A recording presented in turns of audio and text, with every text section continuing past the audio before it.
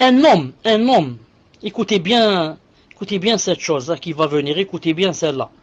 Un homme, naam, accomplissait chaque année le pèlerinage à pied.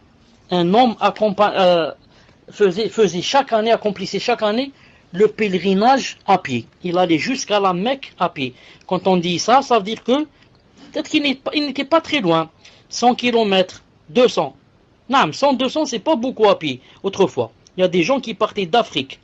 Il y a des gens qui sont partis d'Inde. De l'Inde vers la Mecque. Pourquoi?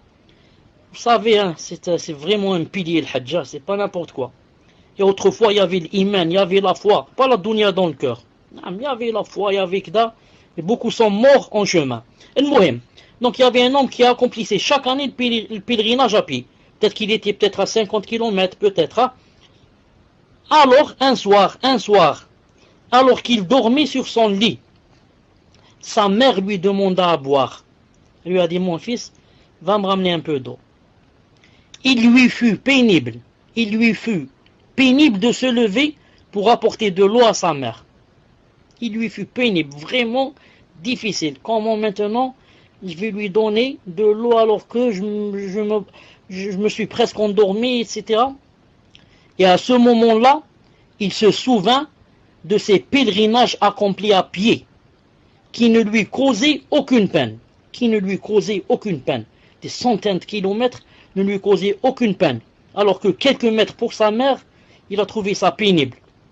Alors il fit son examen de conscience. Il a commencé à méditer.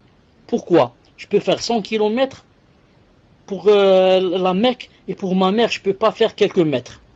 Et il constata que les pèlerinages et les kilomètres qu'il faisait ne lui étaient pas pénibles en raison du fait que les gens le voyaient et le flattaient et le louangeaient.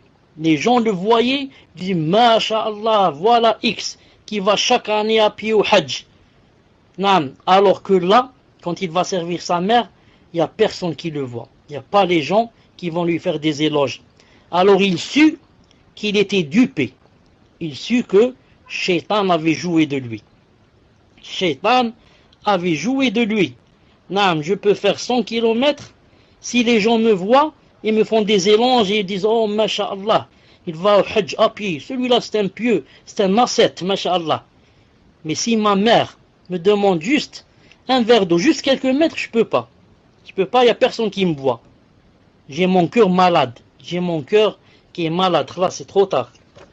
Mais au moins, qu'est-ce qu'on va dire? Au moins, regardez cette personne comment, quand elle a su qu'elle ne pouvait pas, elle a fait ce qu'on appelle un examen de conscience.